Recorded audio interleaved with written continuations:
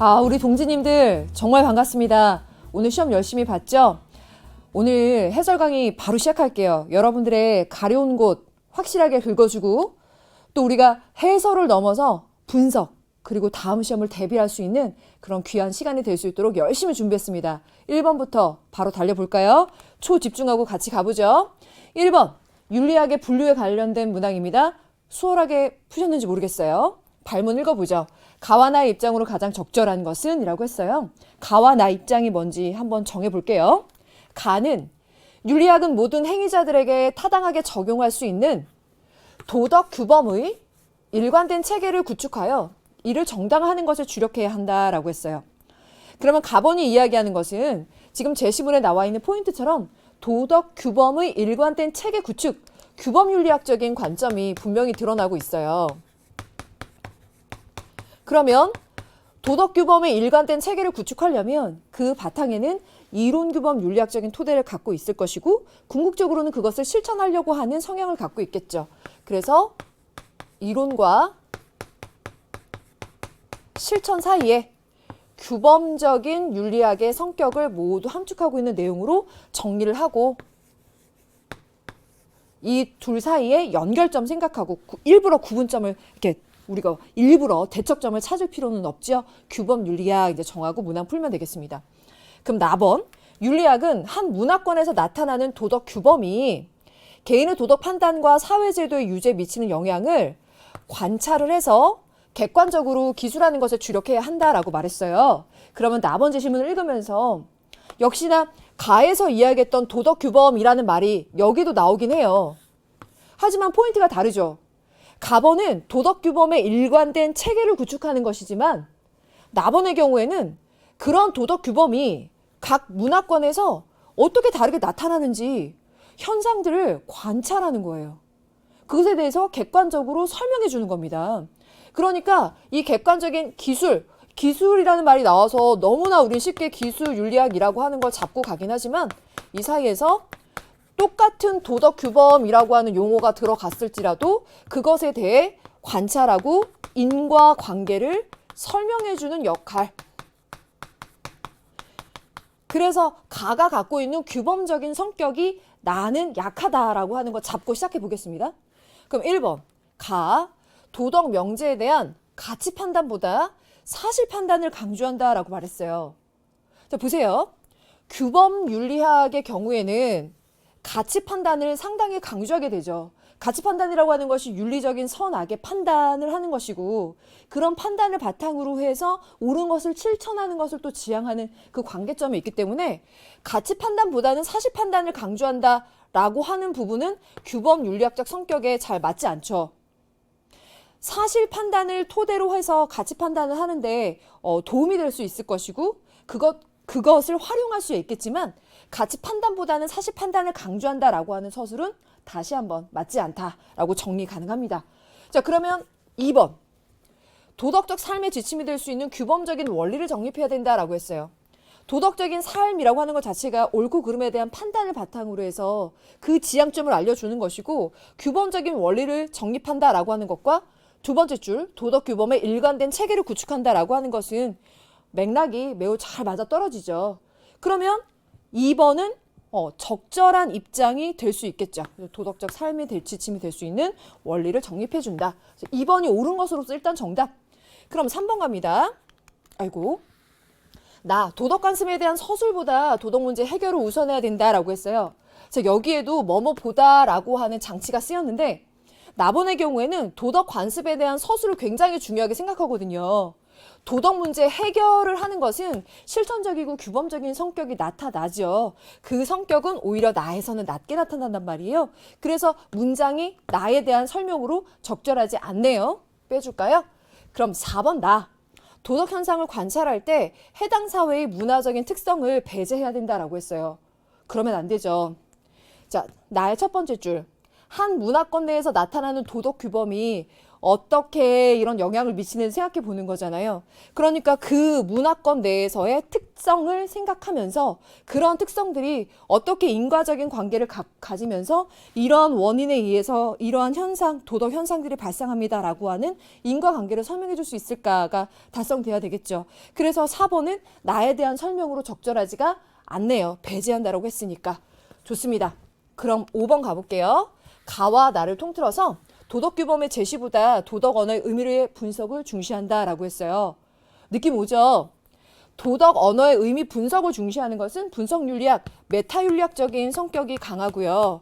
둘 다에게서 적절한 표현은 아니에요. 그죠? 그러면 가번의 경우에는 도덕규범의 정립과 제시 중요하게 생각할 수 있고 나보는 도덕 현상에 대한 관찰과 서술을 중시할 수 있는데 도덕 언어의 분석을 중시한다라고 하는 것은 둘 다에게 충족되지 못하므로 빼주고 정답은 2번이 맞다. 다시 한번 확인. 괜찮죠? 오케이. 그러면 윤리학의 분류에 관한 첫 번째 문제 스타트. 잘 된 것 같아요. 그럼 이제 두 번째 문제 가볼까요? 3점짜리네요. 갑을 사상가들의 입장으로 가장 적절한 것은 무엇인가요? 라고 했는데요. 갑과 을이 어떤 사상가인지 한번 짚어보죠.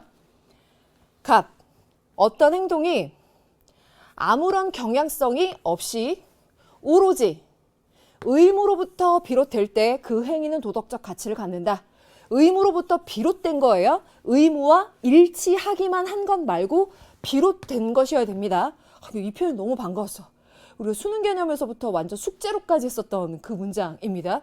그 행위는 도덕적인 가치를 갖는데 행위의 도덕적 가치는 행위의 결과가 아닌 이성적 존재자의 의지에 달려 있다.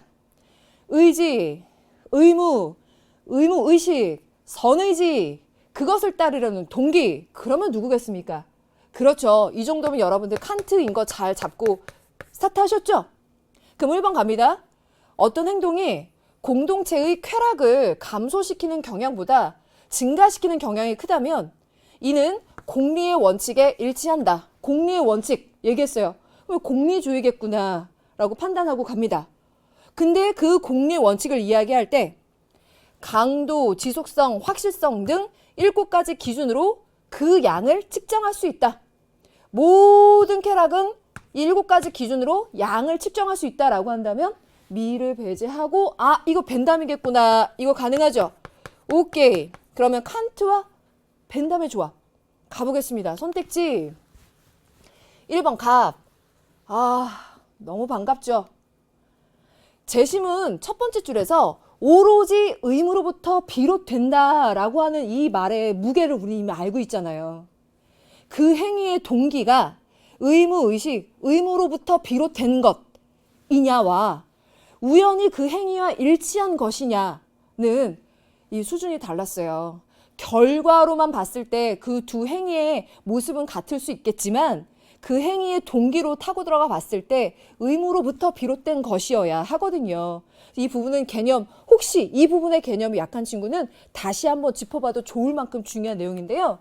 의무와 일치하는 모든 행위 중에 만약에 그 동기가 의무로부터 비롯된 것이라면 옳은 것이겠지만 동기가 의무로부터 비롯된 것이 아니라면 그것은 옳은 것이 아니에요.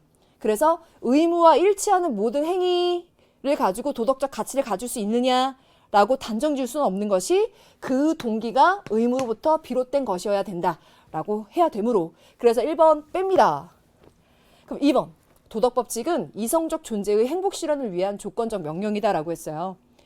지금 갑번이 이야기하는 도덕법칙이라고 하는 건 칸트에게서의 도덕법칙을 유추해 봤을 때 이성적 존재의 행복 실현, 조건적인 명령 이 두 부분이 다 우리가 생각해 봐야 되는 조건이죠. 칸트에게서 도덕법칙이라고 하는 것은 정언명령의 형식을 갖고 있을 테고 이 정언명령의 형식을 갖고 있는 도덕법칙은요. 조건적인 명령이 아니라 무조건적 명령이죠. 캐테고리컬 임퍼레티브. 저의 이 딕션 아주 정확하고 구수한 이 영어까지 하면서 여러분들한테 강조했었던 그 기억이 나네요. 무조건적인 명령이어야 하고 또 이것은 행복이나 쾌락을 추구하는 입장을 비판한다라고 했어요. 그쵸?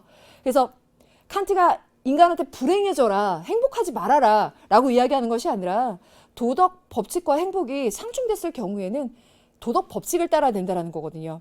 그러니까 도덕 법칙이라고 하는 것이 행복 실현을 위한 조건적인 명령이다라고 하는 것은 칸트에 대한 도덕 법칙에 대한 설명으로 적절하지가 않죠. 이래저래. 그래서 뺍니다. 3번 을. 행위가 가져올 양적 쾌락보다 질적 쾌락을 중시해야 된다라고 했어요.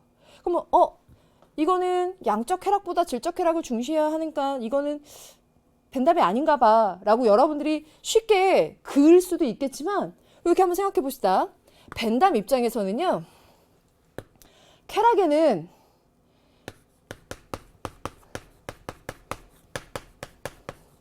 질적 차이가 있습니까? 없습니까? 벤담 입장에서는요.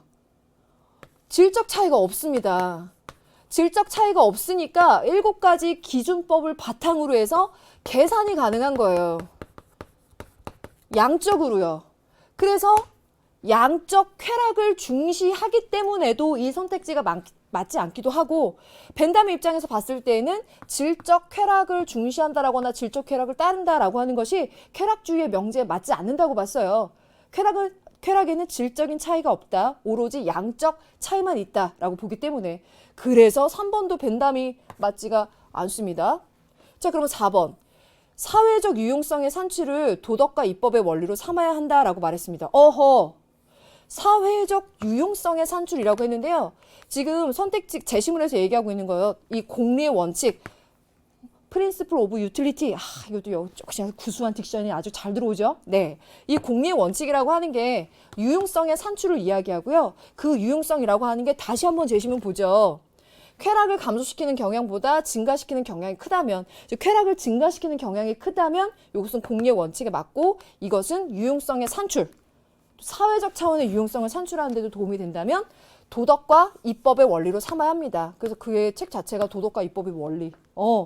4번이 맞는 진술 되겠네요. 오케이. 그럼 5번 갑니다. 가까울.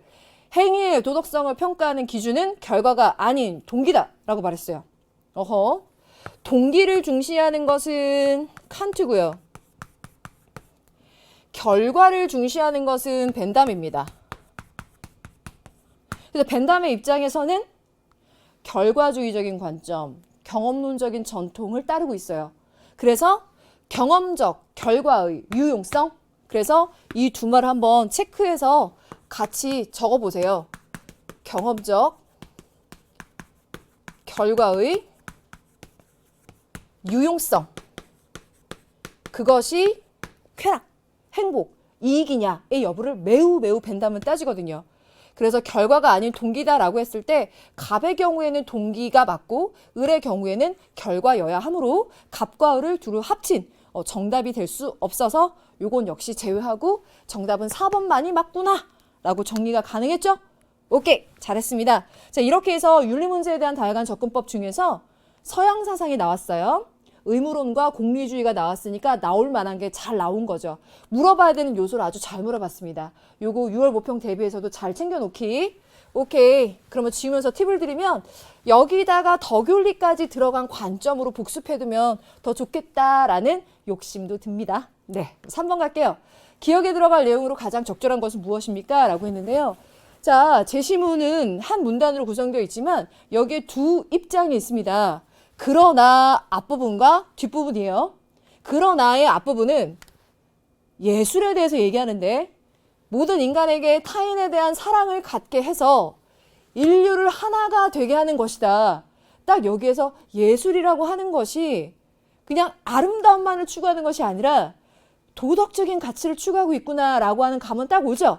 그래서 도덕주의라고 짚고 가시면 되겠어요. 근데 사실 이 부분을 기출되었었던 내용들과도 매치를 시켜보면 톨스토이에게서 참 잘 나오던 표현이기도 하죠. 근데 제가 여기다가 톨스토이라고 쓰지 않고 도덕주의라고 쓴 것은 톨스토이라는 이름을 모르면 이 문항을 풀 수 없는 것이 아니라 도덕주의와 심리주의의 포지션만 잘 잡으면 문항 풀 수 있어요. 그쵸? 좋아요. 그럼 계속 가볼게요. 예술가는 인류가 예술작품을 통해서 사랑이라는 보편적인 감정을 교류하며 이에 공감할 수 있도록 이바지해야 된다. 그러니까 예술가는 그저 아름다움만 추구하면 돼. 아름다움 그 자체가 예술이 추구할 목적이야가 아니라 도덕적인 가치까지. 그러니까 아름다운 것뿐만이 아니라 도덕적인 가치까지도 실현할 수 있다면 더 예술 작품으로서 의미가 있다라고 하는 관점을 얘기하고 있는데 이 뒷부분 그러나 어떤 사상가는 예술의 목적은 예술을 위한 예술을 추구하는 것이며 예술가에게 윤리적인 공감, 용납될 수 없는 구태의연한 양식에 불과하다라고 주장을 한다라고 했어요. 자, 이 부분은요. 이 사람은 예술을 위한 예술이라는 점에서 심미주의 관점에 있는 사람이구나라는 걸 알 수가 있고 오스카 와일드의 입장이죠. 둘 다 예술가, 문학가이거나 예술가의 입장이기 때문에 사상가의 이름으로서 중요한 포지션이라기보다는 어떤 주의인가 정도를 잘 체크해 주시면 돼요. 그러면요. 이 문항의 구도는 이거죠. 도덕주의 관점에 있는 사람이 심리주의의 관점에 있는 사람에게 할 수 있는 기억에 대한 언급을 한번 찾아볼까요? 1번, 예술은 인류애의 증진을 목적으로 삼아야 한다고 나는 봐. 근데 그 사람은 그걸 간구하고 제시문에서처럼 예술을 위한 예술만을 말하고 있네. 그렇죠. 이게 정답이죠. 그럼 2번, 예술은 사랑의 감정을 교류하기 위한 수단이 아님을 간과한다라고 했는데 자, 예술은 사랑이건 인류애건 이런 것들을 교류하기 위한 수단이 아니고 그저 예술을 위한 예술인 거야 라고 이야기를 하고 있죠. 그래서 오히려 이러한 사실을 강조하는 입장이 있다고 볼 수 있을 거예요. 3번, 예술가는 예술 그 자체만을 목적으로 추구해야 함을 강조하고 있겠죠. 역시. 4번째, 예술은 도덕적인 가치보다 심리적인 가치를 지향해야 함을 간과하는 것이 아니라 강조하고 있겠죠. 5번, 예술가의 사명은 인간의 이타적 품성 함양과 무관해야 함을 간과하기보다는 강조한다라고 볼 수 있을 거예요.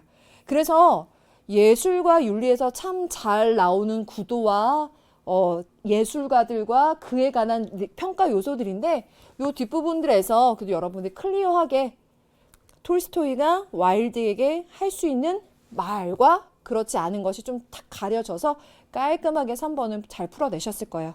잘하셨어요. 네, 그래서 3번 예술과 윤리 마무리 짓고요. 여기에다가 평가 문항의 기출로 한번 생각해 보면 순자와 묵가의 조합 그리고 장면으로 치면 칸트와 플라톤의 조합까지 그래도 여러 조합이 있으니 이 3번을 스타트로 해서 다른 기출문제도 한번 풀어보시면서 6월 모평을 대비해보자. 제가 6월 모평 얘기해서 부담스러운 건 아니죠? 예. 팁을 중간중간 드릴 테니까 메모해 놓고 시간 날 때 계획에 반영해서 공부해봐요. 오케이. 4번 갑니다. 갑을의 입장으로 적절한 것만을 보기 위해서 있는 대로 고른 것은 무엇입니까? 예요. 그래서 갑과 을 생식세포 유전자 치료라고 하는 거 굉장히 무겁고 진지하고 참 중요한 소재죠. 예. 근데 이제 4번과 5번 자체를 여러분 보면 텍스트가 길고 읽어야 되는 내용들이 많았죠. 그래서 학생들에게 어떻게 좀 귀에 잘 들어오게 설명해 주시는 방법이 없을까 생각하다 보니 이 갑에 있는 이 분이요. 나 머리 길었을 때랑 왠지 비슷해. 이런 생각을 저 혼자 했어요. 혼자 이렇게 하다가 근데 나랑 틀린 점이 있어. 나는 머리가 길었을 때도 머리띠를 하지 못했어. 왜? 얼굴이 커가지고 안 어울려. 그 얘기를 하면서 나의 이 얼굴 큰 이 유전자를 자녀에게 물려주고 싶지 않죠. 이런 소소한 재미삼아 얘기하는 이런 것들조차도 물려주고 싶지 않은데 만약에 유전 질환이라면 더더군다나 자녀에게 물려주고 싶지 않을 거예요. 그런 측면에서 부모가 내가 자율적으로 나의 이런 유전적인 질환은 물려주고 싶지 않아. 생식세포 유전자 치료를 통해서 이런 것이 물려지지 않도록 하고 싶어 라고 하는 건 부모의 자율성을 보장해 주는 것이다 라는 관점에서 생식세포 유전자 치료에 대해서 긍정하는 입장이죠. 그리고 또 하나는 경제적 가치 부분이에요. 그래서 제가 체크해 보니까 새로운 치료법의 개발을 통해서 경제적 가치를 창출하는 거 그리고 부모의 자율성을 보장해 주는 거 그런 측면에서 생식세포 유전자 치료에 대해서 긍정하고 있어요.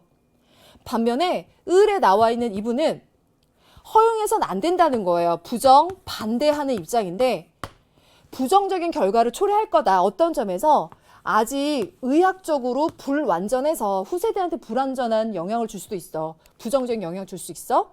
그리고 치료에 영향을 받는 후세대의 동의를 얻지 않은 채 그들의 유전자를 개량하는 데 악용될 수 있어. 이게 왜 우리 우생학이라고 해서 얘기했었던 것들 있죠. 그러니까 부모가 이렇게 해서 결정하여서 자녀 세대가 태어나게 된다면 그 자녀 세대는 이런 유전적인 형질을 뭐 받게 될 거다. 이것이 개선될 거다. 라고 어떤 특징을 갖게 될 거다에 대해서 자녀 세대한테 물은 게 아니잖아요. 그러니까 그들의 자유로운 선택권이나 이런 것들이 반영되지 않을 수도 있고 유전자를 개량하는 것에 악용되면서 우생학이 이렇게 악용될 수 있다라고 하는 관점으로도 이야기를 하고 있어요. 그럼 기억번 갑. 자녀의 유전병을 예방하려는 부모의 선택을 존중해야 된다라고 얘기했어요. 밑에 세 번째 줄. 유전질환을 자녀에게 물려주지 않으려는 부모의 자율성을 보장해 줄 수 있다라고 하는 것과 갑의 입장은 잘 맞아 떨어지죠. 그래서 일단 기억번 오케이.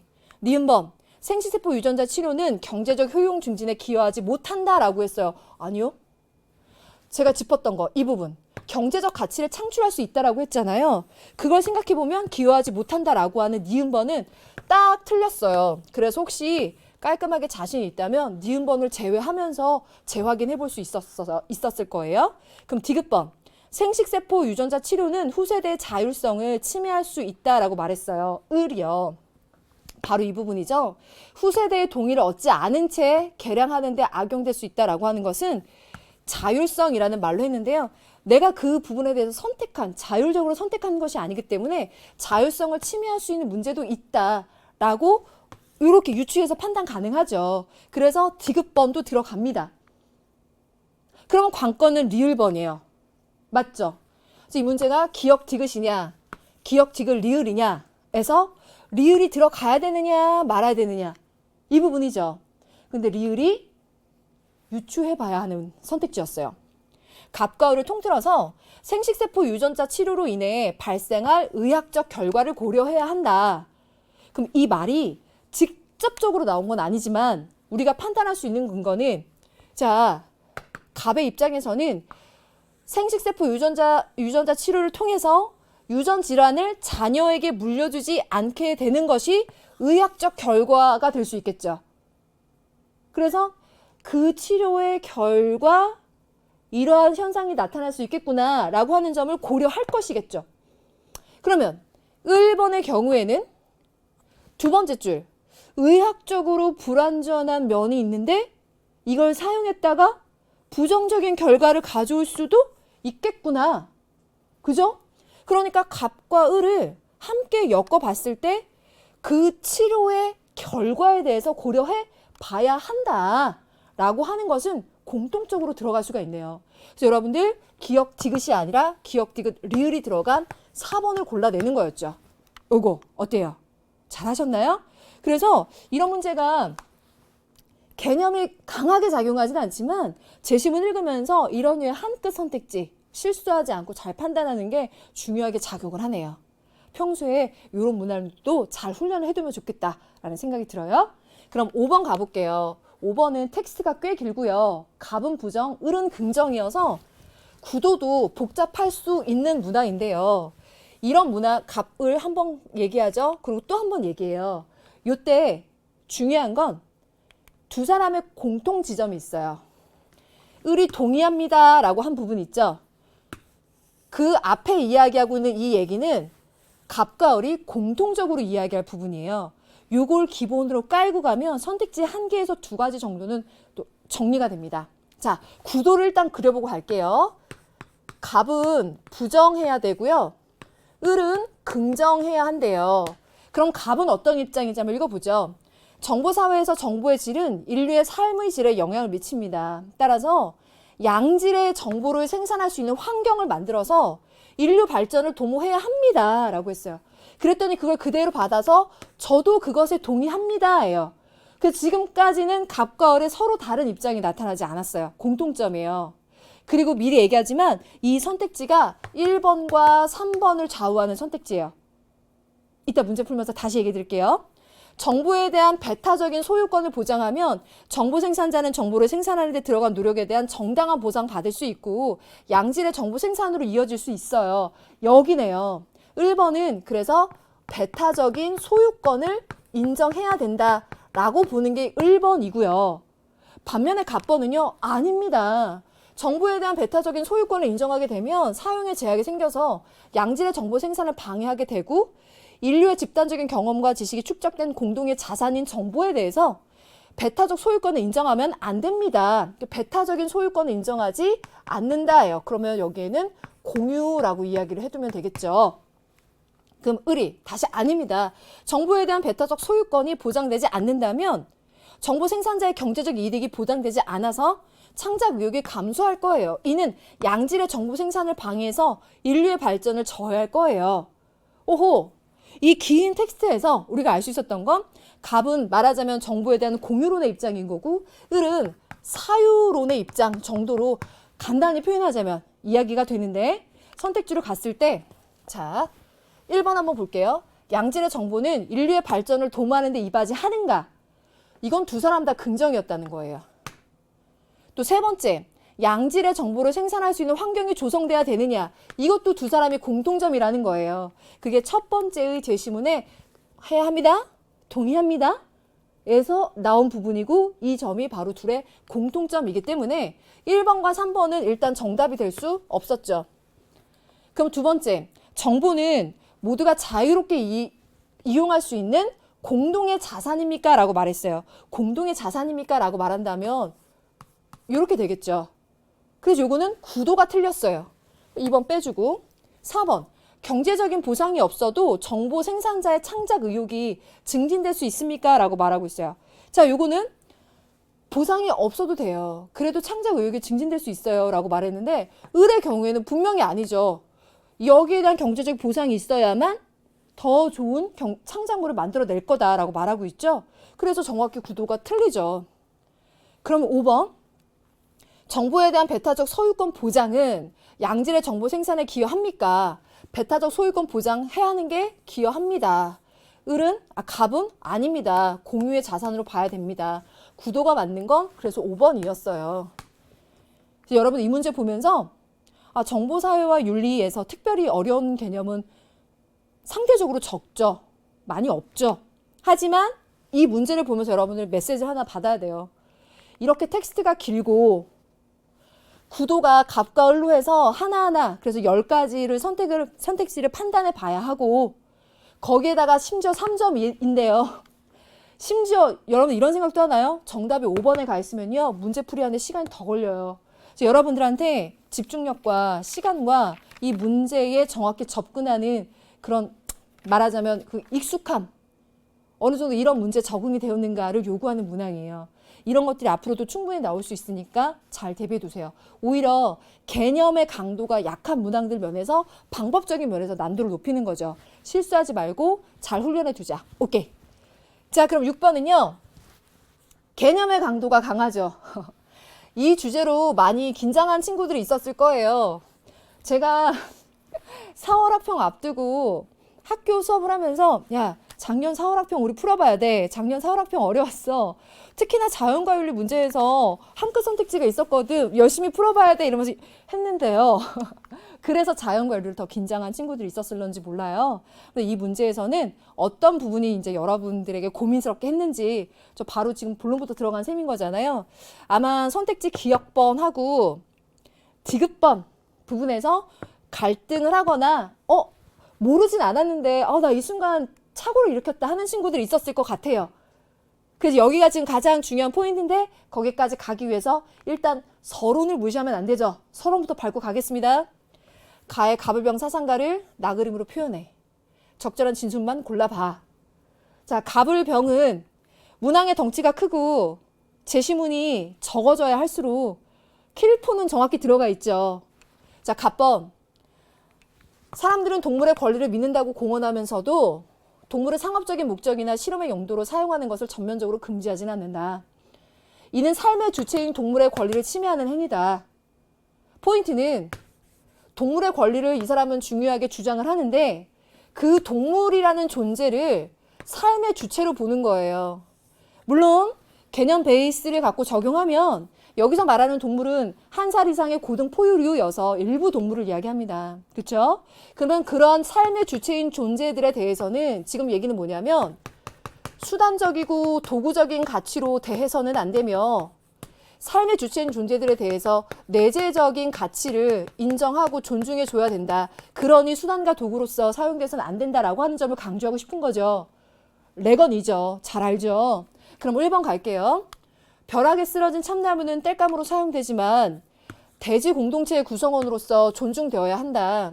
한 그루의 나무가 죽고 다른 종들은 그것을 소비하면서 혜택을 본다. 이처럼 대지 공동체는 무한히 상호 의존적이다. 제시문 전 너무 좋았어요.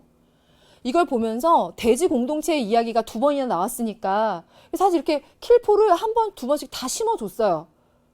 우리 입장에선 고마운데 문제를 풀이하는데 연결 지점도 있고 논리적으로 유추해 볼 수 있을 만한 베이스도 만들어주고 또 새롭고 너무 좋았거든요. 일단 대지 공동체가 나와서 레오폴드인 건 잘 알았어. 근데 지금 얘기를 잘 읽어보니까 레오폴드라고 하는 게 딱 가려지지 말고 있는 그대로 논리를 한번 두고 보니 참나무가 벼락에 쓰러졌는데 그 참나무를 우리 인간들은 땔감으로 써요. 참나무를 인간 생활을 위한 자원으로 사용했네요. 지금 잘 들었죠? 인간이 사용했어요. 그리고 대지 공동체 구성원으로서도 존중이 되는 거예요. 우리가 그 참나무를 땔감으로 썼다고 해서 대지 공동체 구성원이 아닌 존재로 무시한 게 아니란 말이에요. 왜? 대지 공동체의 안전성, 온정성, 신미성을 해치지 않고 그 전체의 그 조화를 해치지 않으면 되는 거니까 전체론적인 관점이잖아요. 그래서 한 그루의 나무가 죽고 다른 종들은 그걸 소비했어요. 어머, 대지윤리인데 땅조차도 소중한데 나무를 그렇게 소비하면 안 되지. 이렇게 극단적으로 생각하는 친구들 없죠. 네. 이렇게 소비하지만 그것이 생태 피라미드에서 안전성, 온전성, 신미성을 해치지 않으면서 조화를 이룬다면 그건 서로 상호 의존적으로 각자의 생존과 조화를 이루어 가는데 의미 있는 활동이라면 대주윤리의 관점에서 우리가 이 대상을 사용한다라고 하는 것 자체를 사용하면 안 돼요. 흙도 소중하니까요. 이렇게 접근하지 않죠. 네, 그래서 1번 레오폴드예요. 그럼 병번은 이것도 새로운 제시문인데 핵심은 2번이나 보여줘요. 인간이 설계한 기계는 목표 지향적인 활동을 보이지만 독립적인 존재로서 고유의 선을 지니지는 않는다. 그러나 모든 유기체는 고유의 선을 지니며 그들 자체가 목표 지향적 활동의 중심이다. 새로우면서도 핵심 단어가 계속 들어갔어. 고유의 선, 목표 지향적인 활동의 중심인 그 존재는 모든 유기체가 그러하다. 테일러죠. 그러면 레건, 레오폴드, 테일러. 이거를 여기다 한번 써볼게요. 레건, 레오폴드,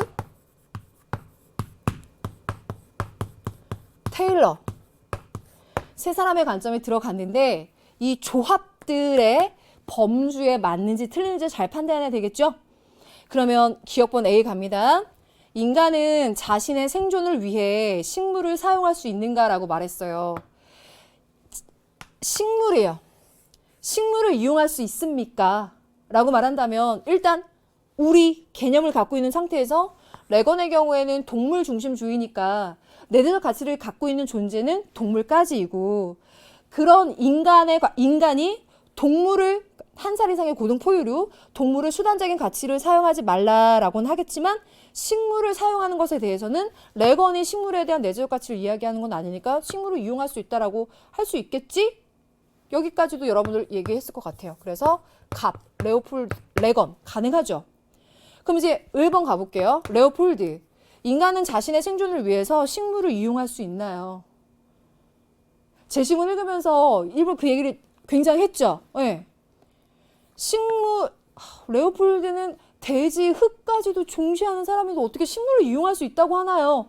아니죠. 식물이라는 존재도 인간의 생존을 위해서 자원으로 사용될 수 있어요. 그 사용의 예가 뭐예요? 땔감으로 쓰이네요. 심지어 다른 종이 그것을 소비할 수도 있다고 했어요. 죽은 그것을 소비할 수도 있다라고 말했어요. 그럼 이것은 아까도 얘기했지만 생태 피라미드 전체의 온전성, 안전성, 신비성을 해치지 않는 그 조화와 상호 의존성을 얘기하는 것이지 대지윤리라고 해서 아주 배타적으로 사용하지 말아라. 대지까지 소중하니까 식물 사용하면 안 되지. 이런 얘기를 하는 게 아니란 말이에요. 그래서 이런 식물 이용할 수 있다라고 하는 거 을도 가능하죠. 그리고 여러분 제가 여기다 한 가지 말만 더 얹을게요. 이 부분은 학력평가에서 지속적으로 시도되었었던 표현이에요. 식물이라는 존재를 우리 인간들이 사용할 수 있는가 이 개념. 그래서 어떻게 보면 상식적으로도 접근 가능하고 개념적으로 봤을 때에도 여러분이 판단 잘했을 거고 기출이 훈련되어 있었다면 의외로 난 이거 익숙해하는 친구들도 있었을 거예요. 제가 이것저것 말을 더 보탤 수밖에 없을 만큼 중요한 선택지네요. 그럼 이제 여기서 중요한 게 테일러가 들어가냐 아니냐 이거 가지고 여러분들이 기억을 넣느냐 안 넣느냐에서 지금 3번과 5번 중에 찍느냐 1, 2, 4번 중에 찍느냐 이 두 갈림길이 지금 이 기억을 테일러에게 넣느냐 마느냐 이거였을 거예요. 근데 이제 이걸 자연과 윤리를 공부하긴 했는데 그 각 사상가 11명 12명의 사상가들의 이론을 막 지금 넣는데 바빴고 그게 다 들어가는 있지만 막상 문제를 보며 긴장하는 그런 상황에 있는 친구들은 테일러는 식물까지도 내재적 가치를 지니고 있다라고 보잖아? 그러면 식물을 이용하면 안 되는 거지 라고 접근했을 때 병은 안 되나 봐 라고 생각하면서 갑과 을만의 입장이 맞나 봐 라고 접근할 가능성이 있어요. 그러면 1번, 2번, 4번 중에 고르면서 이 문제는 틀려버리는 거야. 처음부터 틀려버리는 거야. 이 느낌 알죠? 지금 이 문제 푼 친구들. 그래서 이 부분 잘 생각해 보세요. 테일러의 관점에서 식물이라고 하는 존재도 내재적 가치를 갖고 있지만 그 식물이라는 존재를 심지어 인간의 생존을 위해서 사용한다 그랬어요. 생존을 위해서. 그건 보세요. 테일러가 이야기하고 있는 고유의 선이나 목표 지향적인 활동이라고 하는 것은 자신의 생존과 번식 활동과 관련된 거잖아요. 그죠? 그럼 여러분들 만약에 이게 인간은 자신의 생존을 위해서조차도 식물을 이용할 수 없다라고 생각한다면 식물의 생존과 번식은 존중해 주지만 인간의 생존과 번식은 인정하지 않는다라는 이야기가 돼요. 그 굉장히 대립적이고 배타적이고 단편적인 접근이 됩니다. 그렇지 않아요. 이용할 수 있어요. 이용할 수 있고요. 여기다가 개념적인 측면에서 하나 더 가보면 왜 테일러가 이야기하는 윤리적인 책임에서 악행 금지, 불가서, 책임, 보상 이 얘기 하잖아요. 그 외에도 우리가 강의에서 얘기했던 것 중에 자기방어나 비례 같은 것이 있어요. 인간의 삶을 위해서 자연의 대상물을 사용할 수 있으되 그것들의 피해를 최소화한다거나 하는 것 같은 원칙도 제시를 해요. 자신의 생존을 위해서 식물을 이용할 수 없다라고 하지 않아요. 만약에 여기까지도 제가 뒷부분에 말한 이론까지도 안 들어갈 거면 이건 생각해 보세요. 인간의 생존과 번식도 목표 지향적 활동이에요. 식물의 번식과 생존도 목표 지향적 활동이에요. 식물의 그것을 위해서 인간의 생존을 포기하라. 이건 아니거든요. 그래서 여러분들 제가 이렇게까지 강조하는 건 기억번은요. 갑과 을만의 입장이 아니라 갑을 병의 입장이 되어야 해서 기억번은 일단 첫 번째 단계에서 빼주고 스타트를 했어야 이제 제대로 된 정답 범주로 들어가는 거거든요. 그럼 니은번 가볼게요. 생명 공동체 그 자체의 도덕적 지위를 인정할 수 없다. 이건 좀 명쾌하죠. 갑과 병이라고 했는데요. 생명 공동체 그 자체의 도덕적 지위예요.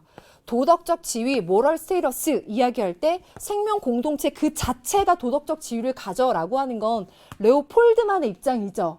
그러니까 레건과 테일러의 경우 동물 중심주의와 생명 중심주의 입장에서는 그것을 인정할 수 없어 라고 가죠. 그래서 갑과 병만의 입장, 을은 들어가지 않는 입장. 그래서 니은번은 맞아요.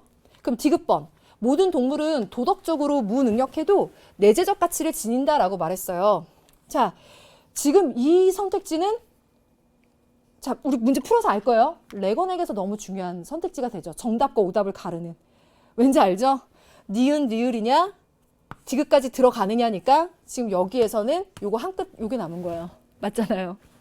그러면 도덕적으로 무능력한 모럴 페이션트.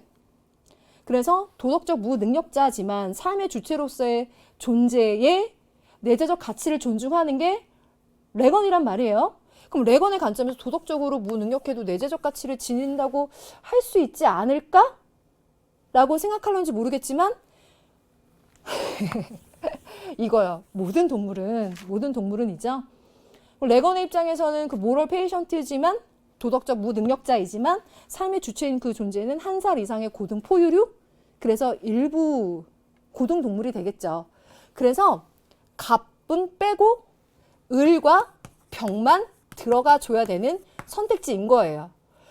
그래서 결론적으로 말하자면 디귿번이 맞아요. 그죠? 그래서 디귿번 넣어줘야 되는 거예요. 이 순간 정답은 나왔지만 우리 끝까지 확인해야죠. 비이성적인 존재도 도덕적 고려의 대상에 포함될 수 있다.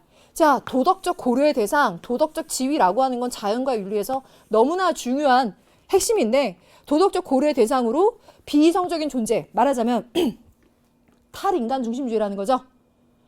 이 셋은 다 탈인간 중심주의적인 관점에서 그 포함하는 범주는 서로 다를지라도 크게 갔을 때 이 관점 자체는 공통적으로 들어갈 수 있으니까 갑을병의 공통 밑장, 갑, 을, 병. 맞죠? 그래서 리을도 들어가는 거죠.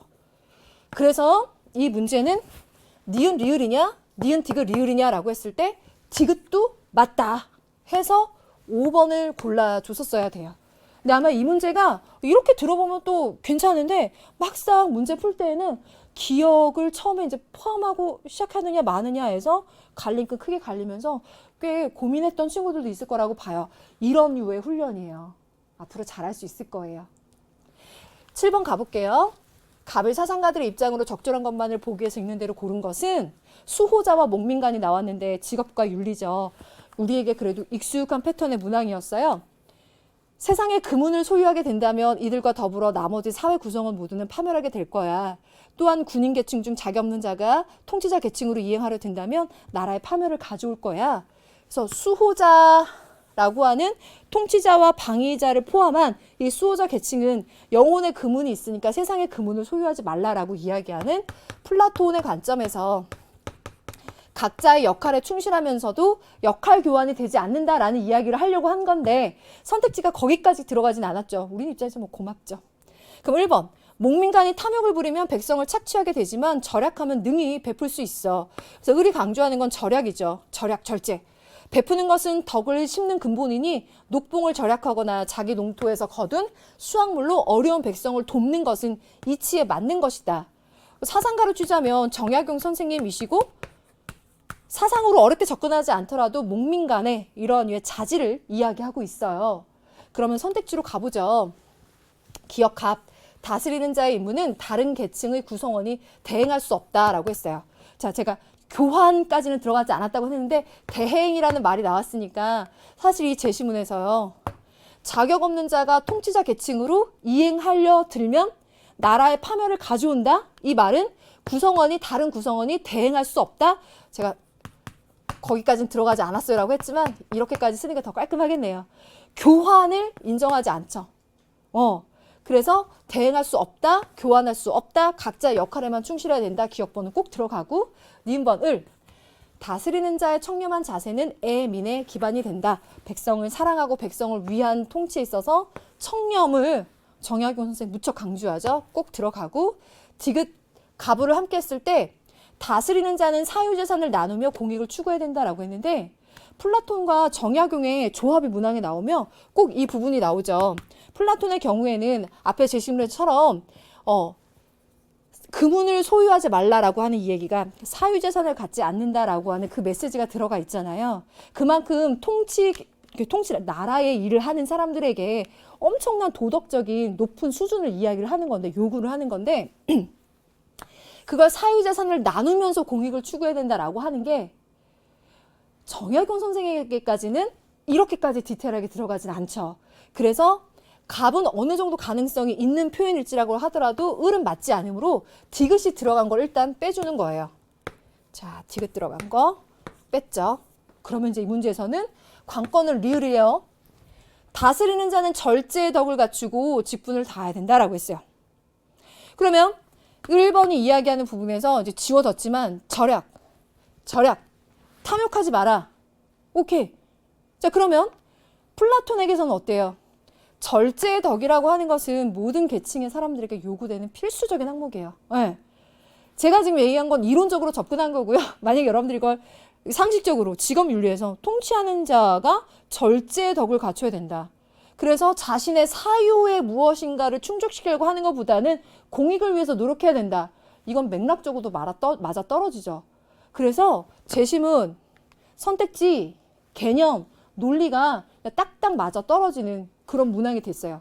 여러분들 입장에서 좀 수월하게 풀 수 있었을런지 모르겠지만 그런 점에서 문항 내에서도 여러분 충분히 유출을 해낼 수 있는 그런 정합성이 있었죠. 기역, 니은, 리을 들어간 4번 선택해 주시면 됐습니다. 잘하셨습니다. 좋아요.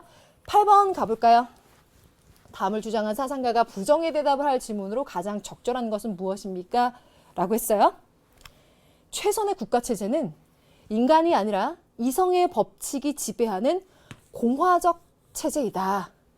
국가들은 사회계약의 이념에 따라 하나의 국제연맹을 결성함으로써 국제법을 통해서 영원한 평화에 들어설 수 있다.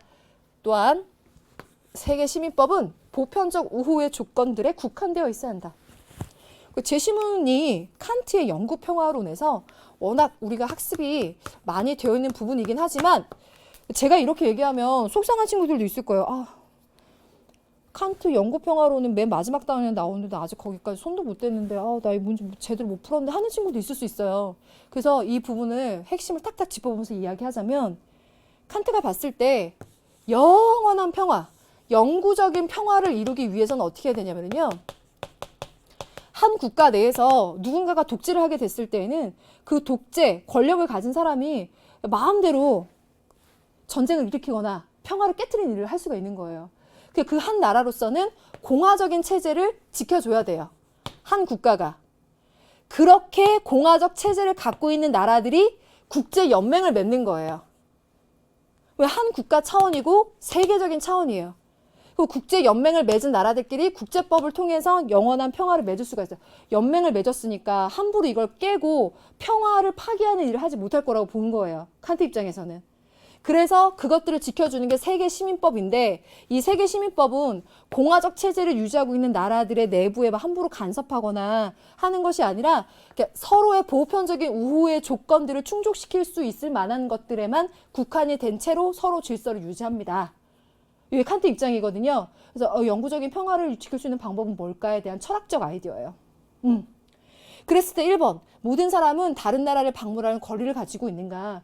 이건 여기를 공부했고 기출 공부를 한 친구들도 이런 표현이 좀 낯선데 라고 생각할 수 있을 것 같은데 다른 나라를 방문할 권리를 갖고 있다라고 하는 것이 이 부분하고 연결돼요. 보편적 우호의 조건이에요. 환대권이에요. 그래서 내가 다른 나라에 대해서 방문할 권리 갖고 있죠. 방문할 수 있는 권리가 있고 그렇게 방문해서 내가 상대방 국가나 국민들에게 심각하게 적대적이거나 잘못된 일을 저지르지 않는 이상 그래서 일단 다른 나라를 방문할 권리를 갖고 있다라고 하는 건 세계시민법과 보편적인 우호의 조건들 내에서 기본적으로 충족이 되는 내용이에요. 그럼 두 번째, 세계 평화를 실현하기 위한 노력은 인간의 도덕적 의무인가라고 말하고 있어요.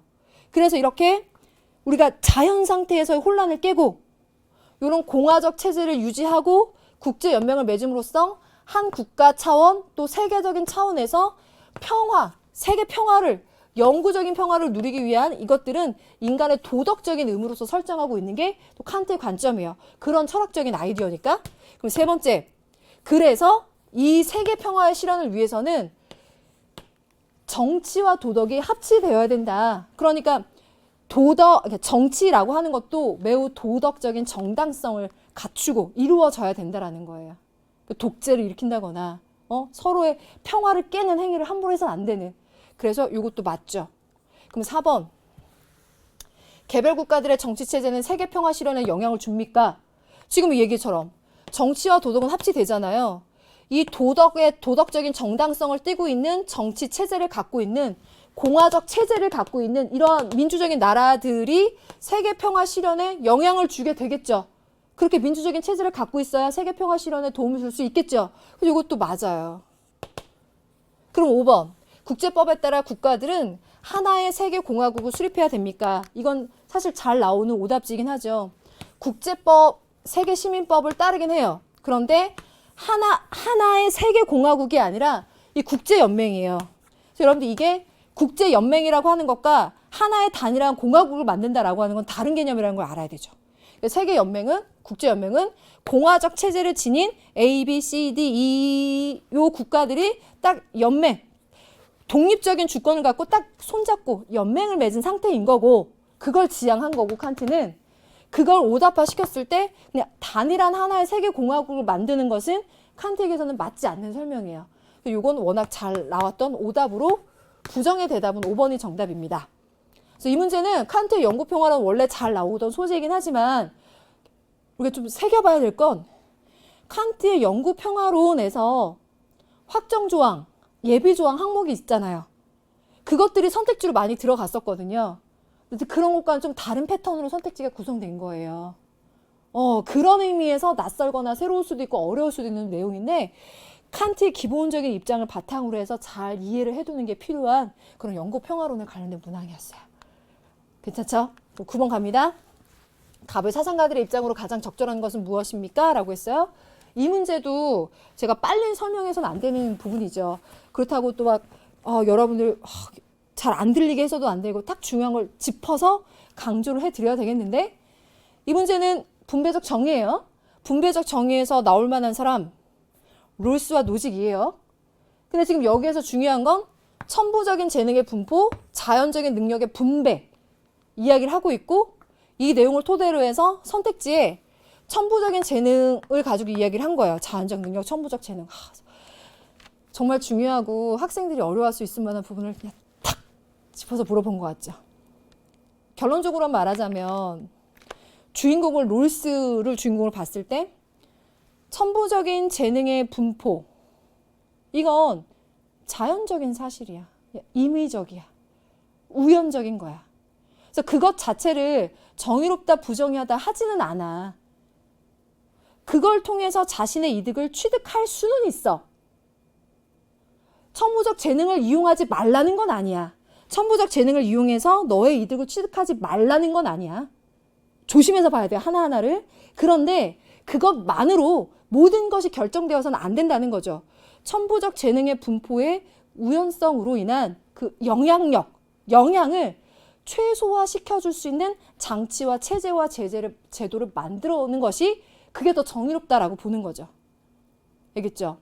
만약에 내가 영화배우가 되고 싶은 사람인데 이 사람에게 천부적인 재능이 뭐 어떤 외모를 갖고 있느냐, 목소리에 어떤 특징을 갖고 있느냐, 이 천부적인 재능의 그 특성은 럭키할 수도 있고 언럭키할 수도 있고 서로 다를 수 있고 우연한 거예요. 근데 내가 좋은 재능을 타고나서 그걸 사용해서 이득을 취할 수는 있어요. 하지만 그것만으로 모든 걸 결정할 수는 없어. 왜? 최소 수혜자들에게 최대 이익이 되게끔 하는 정책과 제도에 합의를 함으로써 너도 이익, 그도 이익이 될 수 있는 그런 사회를 만드는 게 더 정의로운 게 아니겠니? 인 거죠. 그래서 사실 여기에서 정답은 나왔는데 설명해 드릴게요. 갑은요. 천부적 재능의 분포를 공동의 자산으로 생각해야 한다. 이것 자체를 선택지로 내도 될 만큼 중요한 선택지인데 문장인데 이게 지금 제시문으로 들어갔다는 건 선택지에서 더 들어갔다는 얘기겠죠. 어려워진 거고 되게 깊어진 수준이 있어진 문항이 된 거죠. 천부적으로 보다 유리한 처지에 있는 사람들은 아주 불리한 처지에 있는 사람들의 여건을 향상시켜 준다는 조건 하에서만 이거 나왔잖아요. 그들의 행운의 이익을 볼 수 있다. 그러니까 천부적 재능을 럭키하게 타고난 사람들 자신의 행운에 의해서 이익을 볼 수는 있어. 사용하지 말라는 건 아니야. 그런데 최소 수혜자에게 최대 이익. 그러니까 그들도 이익, 이들도 이익. 상호 이익. 그럼 1번. 자연적 능력의 분배를 공동의 자산으로 간주하는 것은 개인의 소유권을 침해해. 반대하는 거죠. 장기적인 안목에서 볼 때 삶은 뛰어난 능력 때문에 일부 사람들이 많은 것을 얻게 되어도 다른 사람들이 그만큼 잃게 되는 총액불변의 게임이 아니야. 그래서 내가 정당하게 취득하는 것이라면 그 배타적인 소유권을 인정해줘야 해. 이죠. 그래서 롤스와 노직이 생각하는 천부적 분포, 재능의 분포의 문제를 갖고 서로 다른 입장에 갖고 있는 부분을 딱 제시문으로 꾸리고 그걸 이제 한 차원 더 깊게 들어가 봤을 때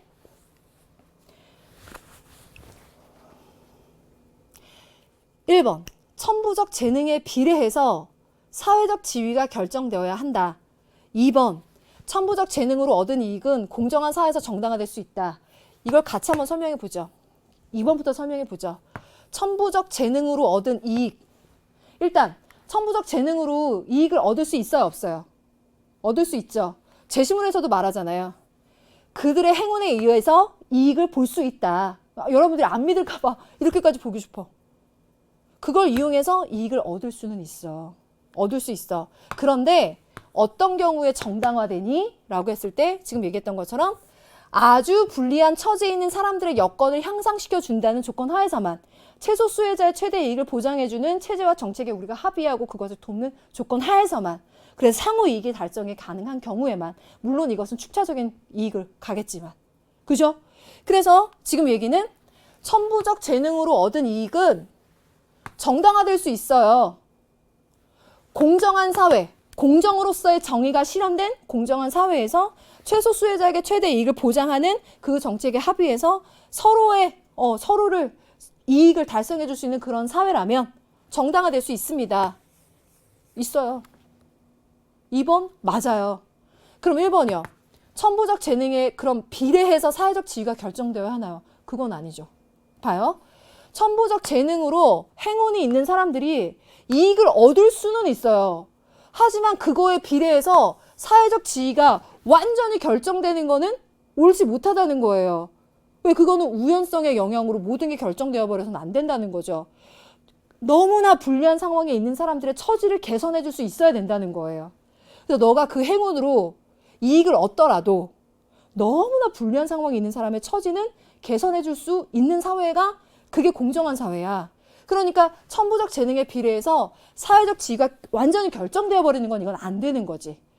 그 영향을 좀 줄여줄 수 있는, 완화시켜준다라는 표현이 괜찮아요. 완화시켜줄 수 있는 정책이 필요해라는 거예요. 그리고 결정되어서는 안 돼. 완화시켜줄 수 있는 정책이 필요해. 제가 완화 정책이라고 제가 풀어서 쓴 말이에요. 이렇게 한번 정리해 보겠습니다. 네. 그래서 1번은 틀리고 2번은 맞아요. 가장 적절한 거. 2번이 정답이에요. 그럼 3번. 자연적인 능력을 사회복지 향상을 위한 수단으로 여겨야 하는가? 사회복지 향상을 위한 수단으로 여겨야 하는가? 부정할 것이 자연적인 능력이고 내가 이것에 대해서 정당하게 취득하고 발휘했을 때 그 정당하게 취득한 소유권에 대해서 배타적인 소유권을 인정하죠. 그러니까 이러한 서술에 대해서 반대하겠죠. 그럼 4번. 자연적인 능력으로 얻은 이익을 정형적인 원리에 따라 분배해야 됩니까? 라고 말했어요. 자연적 능력으로 이익을 얻었어. 정당해. 그럼 배타적으로 너의 소유권이야. 너의 자유로운 선택에 달렸어. 이죠. 정형적인 원리라고 하는 것은 그 자유로운 선택을 저해할 수 있겠죠. 뭐 우리가 키워드로 배운 건 비정형적인 원리 이렇게 이야기도 하겠지만 노직에게서 정형적 원리에 따라 분배한다. 맞지 않죠. 그럼 5번. 천부적 재능의 분포가 임의적이라는 사실은 정의롭지 않다라고 말했어요.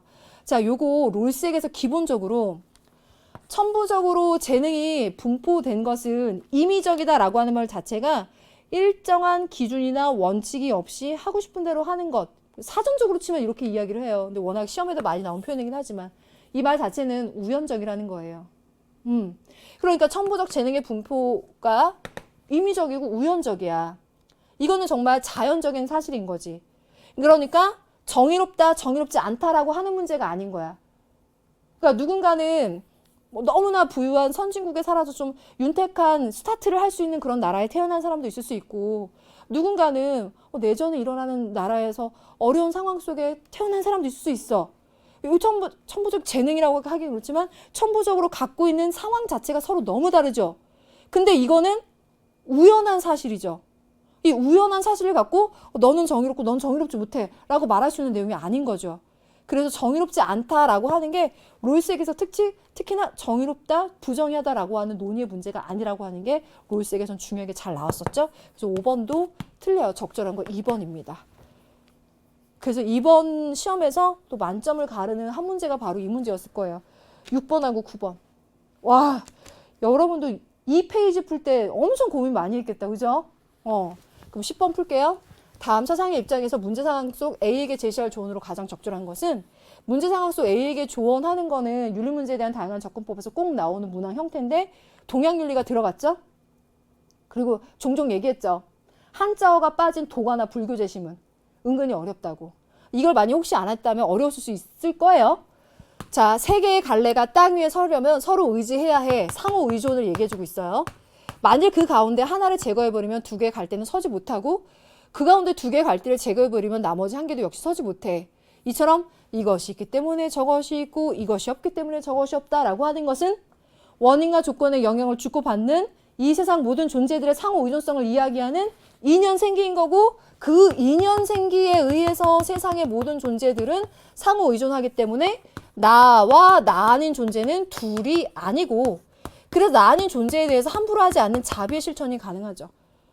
이거 하는 강의하면서 정말 수도 없이 쓴 것 같아. 근데 너무 고마운 거 있죠. 선택지에 딱 그대로 있어. 봐요.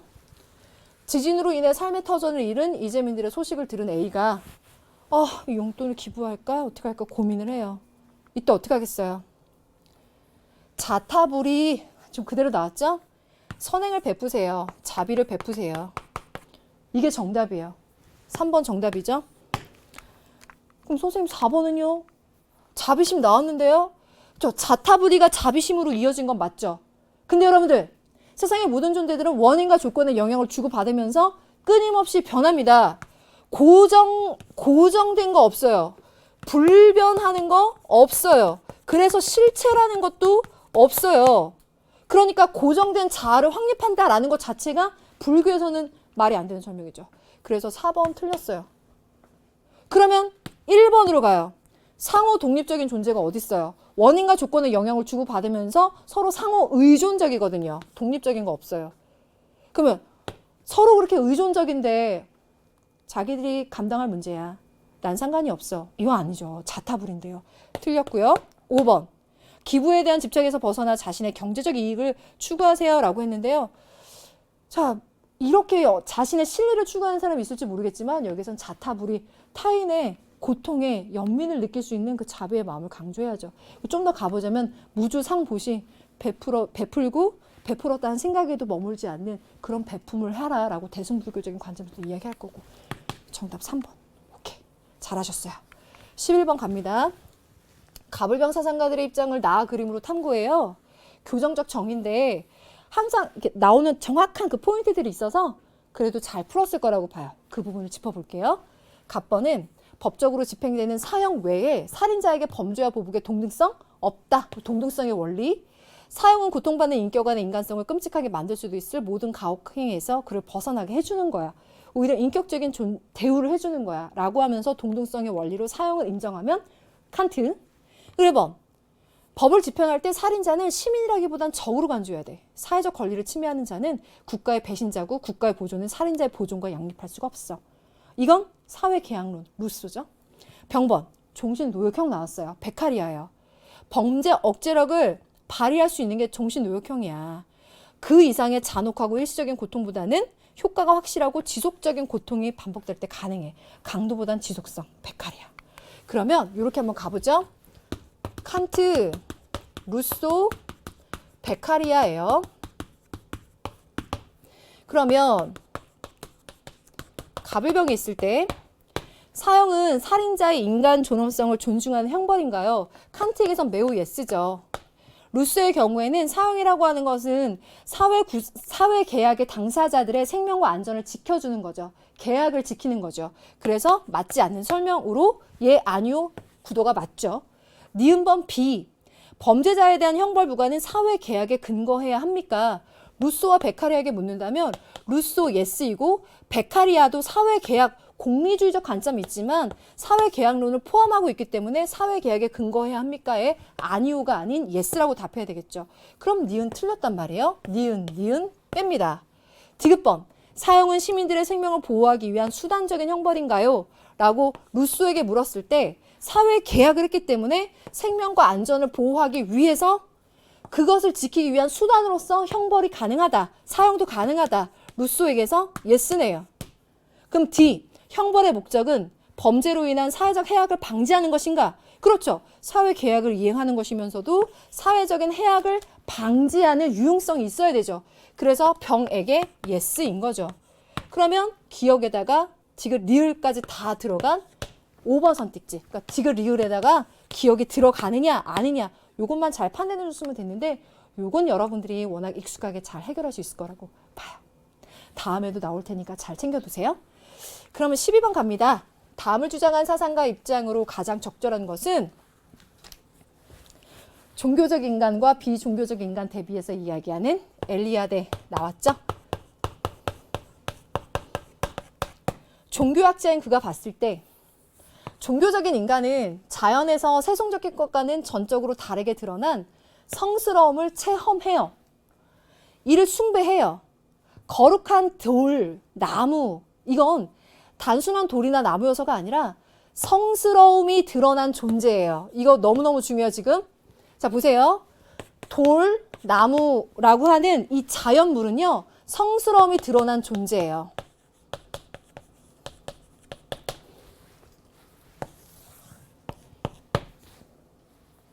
자연물 그 자체가 성스러움이 아니고 자연물은 성스러움이 드러난 존재예요. 성스러움 그 자체 혹은 신 자체가 자연물이라는 것이 아니라 그의 성스러움이 드러나 있는 게 자연물이라는 거예요. 그래서 2번 틀려요.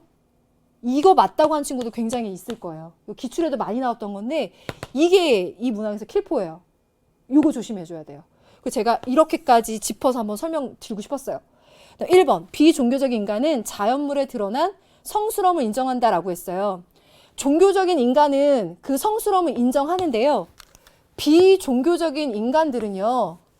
탈신성화된 세계에서 살길 바라고 성스러움을 거부하고 자신이 의식하지 못하고 있을 줄조차도 종교적인 행동에 해방되지 못한다. 이 말은요. 비종교적인 인간은 자연물에서 드러난 성스러움을 인정 안 해요. 나는 그런 거 인정 안 하는 비종교적 인간이라는 거예요. 인정 안 해요. 인정 안 하지만 깨닫고 있지 못하지만 그 성스러움은 있는 거고 존재하는 것이고 그걸 체험하고 있지만 나는 그 세계를 인정하지 않고 있을 뿐인 거예요. 그래서 그걸 깨닫고 인정하느냐 종교적 인간, 깨닫지 못하고 인정하지 못하느냐 비종교적 인간으로 나누는 거죠. 다만 성스러움 그 자체가 자연물이 아니라 자연물은 성스러움이 드러난 것뿐인 거예요. 현현된 것뿐인 거예요. 그래서 1번도 틀리고 지금 2번도 틀렸어요. 그럼 3번 종교적인 인간은 삶 속에서 성스러움과 세속적인 것의 공존을 경험하는 존재, 인정하고 깨달은 존재가 바로 종교적 인간이에요. 그럼 3번이 맞아요. 그럼 4번 종교적 인간은 현실이 아닌 상상 속에서만 초월적 존재를 만나냐. 그 초월적 존재를 현실에서도 그 드러난 존재 대상물들을 만나잖아요. 상상 속에서만 만나는 게 아니라. 4번 틀렸죠? 5번 비종교적 인간은 자신이 종교적 행동에서 벗어날 수 없다고 믿는가? 아니요. 비종교적 인간은 자신이 종교적인 행동에서 살기를 바라지 않아요. 탈신성화된 세계에서 살기를 바라고 있기 때문에 성스러움을 거부하거든요. 그래서 종교적 행동에서 난 벗어나 있다. 난 그런 거 안 믿는다. 라고 생각하는 게 비종교적 인간이에요. 그래서 벗어날 수 없어. 그건 원래 사실이잖아. 라고 생각하지 않는단 말이에요. 그런 거 없어. 난 안 믿어. 그래서 5번도 틀렸어요. 그러니까 정답이 정답으로서는 굉장히 부드러운데 인정이 되는데 2번이 왜 틀렸지? 이렇게 생각하는 친구도 있을 거예요. 요 문제 틀린 친구들은 제 설명 잘 들어주시고 심지어 기출문제에도 요 패턴이 꽤 있답니다. 잘 챙겨두세요. 자, 그럼 13번 가겠습니다. 13번은 오랜만에 나왔어. 에리 프롬의 사랑의 의미. 야, 요게 생활관리 초반 계속 나왔거든요. 연계교재에는 뭐 올해도 나오고 이제 계속 나오고 있는데 학력평가나 평가문항으로 이제 잘은 안 나오다가 이제 새롭게 나왔어요. 근데 이번 문항을 보면서 느낀 건데 그래도 선택지를 새롭게 개발하려고 굉장히 노력하신 것 같아요. 지금 에리 프롬이 이야기하는 것에서 중요한 점은 특히 이 부분이에요. 사랑은 주는 것이지 받는 게 아니야. 그렇다고 받기 위해서 주는 것도 아니고 상대방의 성장에 대해서 적극적인 관심을 가지고 자신이 가진 내면의 모든 능력을 그에게 주는 활동인 거야. 그래서 이게 3번에서 말하는 상대방의 성장과 발전에 참여하는 능동적인 활동으로 에리 프롬이 이야기하는 사랑의 의미와 매우 잘 맞아떨어져요. 그러면 1번 사랑의 실패 원인을 자기 자신에게서 찾으면 안 된다. 아니에요. 에리 프롬이 봤을 때는 사랑에 실패를 하지 않으려면 이 제시문에 있죠. 사랑에 실패하지 않으려면 사랑의 참된 의미를 깨달아야 되고 사랑의 기술을 배워야 된대요. 만약에 내가 사랑의 참된 의미를 깨닫지도 못했고 사랑의 기술을 배우지 못한 상태라면 사랑의 실패 원인을 나에게서 찾아야 되겠네요. 이럴 경우에는. 그래서 이거 맞지 않아요. 두 번째, 외적인 조건을 갖추면 누구나 사랑을 지속하게 된다라고 했잖아요. 지금 보니까 자신의 돈을 모으고 외모를 가꾸면서 사랑스러워지기 위해서 노력을 한다. 그런데 그러한 방식으로는 사랑이 지속 안 된다 그랬어요. 그렇죠? 그래서 외적인 조건, 즉 돈 혹은 외모를 가지고 사랑이 지속되는 건 아니라는 거죠. 그래서 이게 에리 프롬에게서 개념을 학습했느냐 아니라기보다는 아까부터 계속 얘기하는데 제시문의 문장과 선택지의 단서들을 연결시키려고 하는 이 부분이 다 있어요. 이걸 찾아서라도 더 확실하게 문제를 풀 수 있다는 거죠. 그러니까 굉장히 정말 잘 구성이 되어 있는데 그럼 4번 가볼게요. 자신의 이상형을 발견한 사람은 노력 없이도 사랑을 유지한다. 어떻게 그래? 아까도 얘기했지만 사랑에 실패하지 않기 위해서는 사랑의 기술을 배우고 이렇게 계속 노력을 해야 되는데 맞지 않죠? 그러면 사랑을 받으리란 기대가 있을 때에만 사랑의 기술을 배워야 됩니다. 라고 했어요. 그럼 이 사람은요. 받기 위해 주는 것도 아닙니다. 라고 말했는데 너가 나한테 사랑을 줄 수 있을 것 같아. 내가 사랑을 받을 것 같아. 오케이. 그렇다면 나도 주겠어. 이렇게 되는 거거든요. 사랑을 받으리란 기대가 있을 때만 사랑을 준다. 이 사랑의 기술을 배워야 된다. 아닙니다. 그래서 5번도 틀리고 아까 이야기했던 것처럼 능동적인 활동으로서 에리 프롬이 이야기하는 사랑의 참된 의미를 깨달아라. 이런 메시지죠. 오랜만에 에리 프롬 만났네요. 3번 정리 잘했고요. 14번 가볼게요. 14번 다음을 주장한 사상과 입장만을 보기에서 있는 대로 고른 것은 시민불복종 롤스 선생님. 또 나왔다. 읽어볼게요. 공개적으로 공정한 주목을 받으며 참여하는 공공연설에 비유할 수 있고 신중하고 양심적인 정치적 신념의 표현인 청원의 한 형태로 공개석상에서 이루어지고 헌법과 사회제도 일반을 규제하는 정의의 원칙들에 의해서 지도되고 정당화된다라고 했어요. 신중하고 양심적인 정치적 신념의 표현이 돼 그것이 근거하고 있는 것은 공공의 정의관, 공공의 정의감 이것에 근거하고 있는 거죠. 로스 선생님 입장인데 기억번 시민불복종은 그 자체로 사회를 위협하는 위협행위인 것이냐. 시민불복종이라고 하는 것이 법을 어기는 위협행위이기 때문에 사회를 위협한다라고 혹시 생각하는지 모르겠지만 롤스 선생님이 이야기하는 이 시민불복종은 비폭력적으로 공개적으로 공공의 이익을 위해서 공공선을 위해서 이루어지는 것이죠. 처벌까지 감수하죠. 그래서 장기적으로 이 사회에 정의를 실현할 수 있는 방법이에요. 그러니까 그 자체로 사회를 위협하는 위법행위다가 아니고 사회에 오히려 정의를 실현할 수 있는 길이 됩니다. 그래서 기억번을 일단 빼줘야 돼요. 그래서 이게 나온 적도 있는 선택지긴 한데 그래도 낯선 친구들을 위해서 설명했고 니은번 시민불복종은 완전히 공개적이고 비폭력적이어야 돼요. 이건 굉장히 중요한 시민불복종의 선결 요건이죠. 그럼 니은번 들어가야 돼요. 그럼 이제 디귿번이 관건인 거네. 시민불복종은 공공적 정의 간의 부당함을 제기하는 청원이다라고 했어요. 공공의 정의간 정의의 원칙들에 의해서 지도되고 정당화된다라고 했잖아요. 그러니까 공공의 정의간에 근거해서 일어나는 것이고 이 말은 공공의 정의관과 정의 원칙을 지키기 위해서 그것을 심각하게 위협하고 있는 어떠한 정책이나 법에 대해서 청원하는 하나의 형태인 것처럼 시민불복종이 일어나는 것이죠. 그러니까 공공적 정의간의 부당함이 아니라 공공적 정의간의 근거에서 봤을 때 이 법이요. 이 공공의 정의간을 심각하게 위협하는데요. 우리가 이렇게 합의한 공공의 정의관을 이 법이 위협하고 있어요. 이걸 고쳐야 됩니다. 라고 말하는 거예요. 공공의 정의관의 부당함이 아니라 그 공공의 정의관을 해치는 그 법의 부당함. 그 디귿번을 빼주는 거죠. 정답이 나왔죠. 리을 번. 정치적 자유를 침해하는 법은 시민 불복종의 대상이 돼야죠. 왜? 정치적 자유라고 하는 것은 기본적 자유로서 보장해야 되는 것이고 그 기본적 자유를 보장하는 것은 정의의 제1원칙이에요. 정의의 제1원칙을 위협하는 것은 시민 불복종의 대상이죠. 이거 연결이에요. 연결. 그래서 리을 번 들어가고 디귿번 빼고 정답은 3번입니다. 깔끔하죠? 요 앞에 있는 요 표현이 이렇게 저렇게 바뀌면서 최근 평가 문제로 계속 나왔던 거예요. 요거랑 연결시키는 거. 그래서 이게 진짜 이거 중요합니다. 잘하셨어요. 15번 갈까요? 갑을 사상가들의 입장으로 적절하지 않은 것은 이 문제는 오히려 한자어가 의미 있게 들어간 동양 사상 문항이에요. 생사관이라는 건 여러분 잘 아실 거예요. 그런데 갑번이 이야기하는 천은 자연으로서의 천이고 세 번째 줄 지인, 진인, 신인, 천인 도가죠. 도가 그 중에서도 장자가 이야기하는 삶과 죽음의 문제예요. 이 포인트 잡고 가볼게요. 문상을 하러 가서 대성통곡하는 건 자연의 도에서 벗어나는 거야. 사물의 본성을 배발하는 것이야.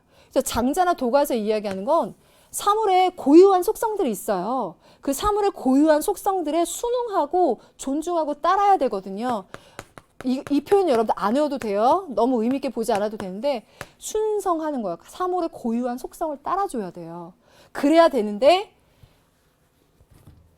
누군가 돌아가셨을 때 거기에 이렇게 인사하러 문상을 하러 간 거예요. 너무나 대성통곡하면서 슬퍼하는 건 오히려 옳지 못해. 지인은 편안한 마음으로 때를 받아들여서 슬픔이니 기쁨이니 하는 것들로부터 자유로워.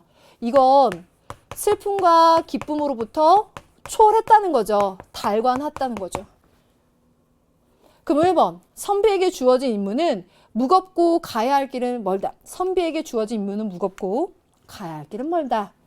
그에게는 인을 실현해야 되는 막중한 책임이 있으니 도덕적 신념은 굳건하고 의지가 강인해야 돼. 도덕적 신념과 인. 죽음으로써 선한 도를 사수해야 하니 이는 죽고 나서야 그만둘 뿐이다. 그래서 지향점은 인, 도덕적인 신념, 선한 도.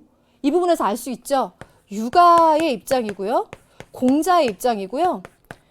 왜 우리 제시문에 출처가지고도 이야기했었는데 살신성인 기억나나요? 네. 공자 논어의 위령공편에 나오는 살신성인의 메시지. 만약에 이게 선생님 저 공자까지는 모르고 유교라는 생각은 유교에서 맹자가 사생취의 이야기하는 것도 역시나 비슷한 맥락이에요. 그래서 맹자의 고자편에 나오는 사생취의나 공자의 위령공편에 논어의 위령공편에 나오는 살신성인이나 같은 메시지예요. 그래서 사상가를 특정하지 않아도 도가와 유교를 잡고 문제 잘 풀 수 있거든요. 그러면 1번 갑.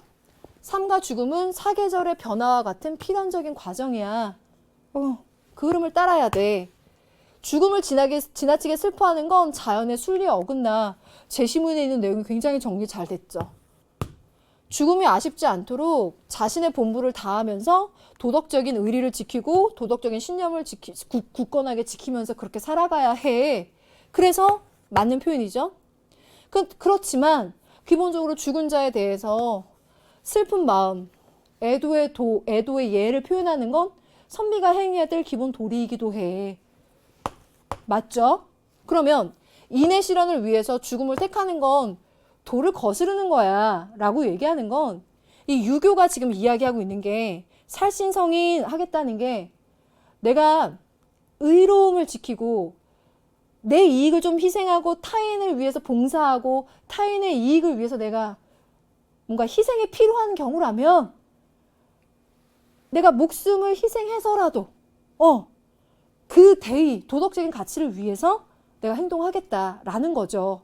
그래서 막 이게 막 모든 사람들한테 보편적으로 권장되고 막 이런 내용은 아닐지라도 인의 실현이 반드시 필요하고 그것의 죽음을 선택하는 것이 뒤따르는 것이라면 죽음 그 자체보다는 그 도덕성의 실현을 난 더 중요하게 여기겠다. 그래서 죽음을 택해서라도 도덕성, 인을 이루겠다. 이거죠. 살신성인. 그래서 도를 거스르는 게 아니죠. 을의 입장에서는. 그래서 5번이 옳지 않은 거. 오케이. 16번 갑니다. 신문 칼럼, 기억에 들어갈 내용으로 가장 적절한 것인데요. 오늘날 인류는 과학기술의 발달로 물질적 풍요를 누리고 있지만 생태계 파괴나 기술 지배 현상 등의 문제에 직면하게 됐고 이를 두고 어떤 사상가는 인류의 존속이 위험받고 있다고 진단했다. 기본 여기 체크. 인류의 존속은 당연히 인류가 존속이 되어야 된다. 라고 보고 있어. 당위적으로 보고 있는데 그러기 위해서는 어떻게 해야 되느냐. 현 세대만을 고려하는 전통의 윤리학으로는 이러한 문제를 해결할 수 없다고 본다. 이거 안 놓쳤죠? 그래서 전통의 윤리학을 근거로 책임의 범위를 자연 전체로 확대한다. 이거 틀려요. 전통 윤리학의 한계를 지적하는 거거든요. 그래서 문제 해결하기 어렵다고 생각하고 새로운 윤리를 제시했는데 미리 사유된 공포 자체가 윤리의 나침반으로 기능할 수 있으며 공포는 행위의 포기가 아니라 행위를 의무로 받아들이게 하는 책임의 직접적 동인이다. 라는 그의 주장은 과학기술의 부정적인 현상 앞에서 현 세대는 뭐다라는 점을 시사하고 있다. 제가 중요한 포인트들을 지금 짚으면서 설명하는 건데 1번 아직 존재하지 않는 대상, 미래 세대죠. 그 책임으로부터 자유로운 게 아니라 그 책임을 미리 지는 거예요. 사전적이고 예견적인 책임이죠. 두 번째, 미래 세대의 실존에 대한 책임을 무조건적 의무로 수행해야 된다. 미래 세대가 실존해야 된다. 인류가 존속해야 된다라고 하는 것은 당위적이라고 보는 거예요. 그래서 생태학적인 정원 명령의 관점으로 봤을 때 무조건적으로 생태학적 정원 명령이니까 무조건적인 의무로 수용합니다. 2번 정답. 그러면 그러한 미래 세대에 대한 책임까지 이야기할 때 불확실한 결과에 대해서도 우리가 어느 정도 예측이 좀 가능하다면 미리 책임을 질 수 있도록 노력해야 된다는 거예요. 불확실한 결과를 고려하지 말아야 된다가 아니라 고려해서 미리 책임지자. 네 번째, 아까 얘기했지만 전통 윤리학을 근거로 하는 게 아니라 전통 윤리학의 한계를 바탕으로 해서 새로운 윤리학을 제시하니까 새로운 생태학적 정원 명령을 제시하는 겁니다. 그럼 5번, 인류의 존속을 위해서 요거 강조했어요. 모든 존재, 미래 세대와 자연과의 호혜적 책임, 비호혜적 책임. 왜? 우리는 그들에게 일방적으로 책임지지만 그들은 우리를 책임지지 않거든요. 그러니까 비호혜적 책임이라 하고 이건 굉장히 열심히 공부했죠, 우리? 네. 정답은 2번 뿐입니다. 이것도 명쾌해요. 클리어. 17번 갑니다. 다음을 주장한 사상가 입장으로 가장 적절한 것은 산업화가 이루어진 사회에서는 재력을 과시하고 명생을 획득하기 위한 과시소비 나타난다. 이러한 소비는 개인 간 접촉이 광범위하고 인구 이동이 많은 사회에서 체면 유지에 효과적이기 때문에 최선의 소비로 여겨진다. 과시소비에 익숙한 사람들은 서로를 능가하기 위해 경쟁을 벌인다. 소비 기준을 높여가며 더 많은 비용을 지출하게 된다. 이런 행위는 사회 모든 계층, 심지어 빈곤한 사람들에게서도 발견된다. 배불러네? 과시소비. 근데 이 내용이 선택지라도 아주 잘 연결돼요. 1번, 과시소비는 부를 축적하지 못한 사람에게서도 계층에서도 관찰된다. 맞죠? 지금 이거잖아요. 심지어 빈곤한 사람들에게서도 발견된다. 이게 1번하고 연결돼요. 1번 맞아요. 그럼 2번, 과시소비는 명성 획득을 위한 경쟁의 증가함에 따라 위축된다. 아니요, 증가한다는 거예요. 자, 여기 보세요. 경쟁을 서로를 능가하기 위해서 경쟁을 더 벌인다 그랬죠. 기준을 더 높인다 그랬죠. 그래서 위축되는 거 아닙니다. 그러면 과시소비는 개인의 경제력을 드러내기 위한 수단이 될 수 없는 게 아니라 수단이 되고 있는 거예요. 매우 심하게. 그러면 과시소비 습관을 지닌 사람들은 자신과 타인을 비교하지 않는 게 아니라 얘기하고 있지만 서로를 능가하고 끊임없이 비교합니다. 그래서 4번 선택지도 틀렸죠. 그러면 인구 이동이 활발한 사회에선 나타나지 않는가? 이거요? 여기 나왔어요. 보면 인구 이동이 많은 사회에서 체면 유지에 효과적이기 때문에 최선의 소비로 여겨진다라고 했어요. 그래서 5번 나타나지 않는다. 틀리죠. 그래서 정답은 1번인 거죠.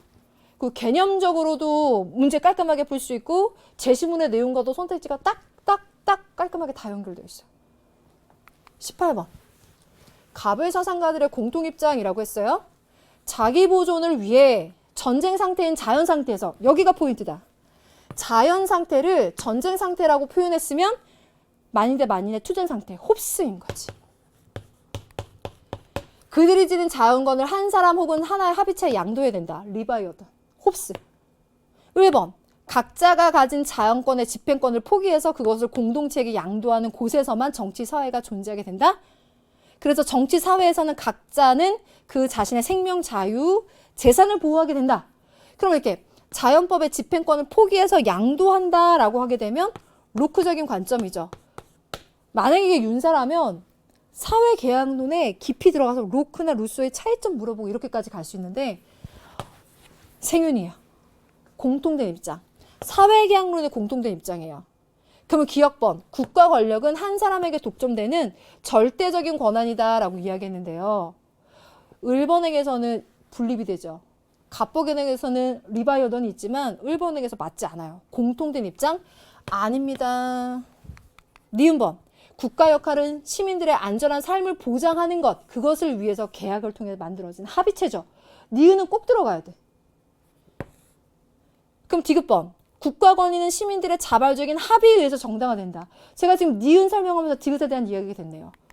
안전한 삶을, 생명, 자유재산을 보장하기 위해서 합의에 의해서 계약의 산물로 나타난 게 국가예요. 그게 둘의 공통점이에요. 니은 디귿. 정답 나왔어요. 리을번, 국가 명령에 복종할 시민의 의무는 자연적으로 발생된다가 아니고 지금 얘기했던 것처럼 계약의 산물로서 합의를 해서 만들어낸 거예요. 그러니까 리을번도 틀리죠. 그래서 정답 3번인 거고, 수업하면서도 학생들한테 종종 얘기해요.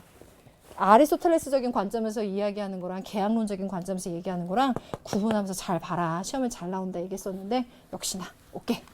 자, 그럼 19번. 갑을 사상가들의 입장으로 적절한 것.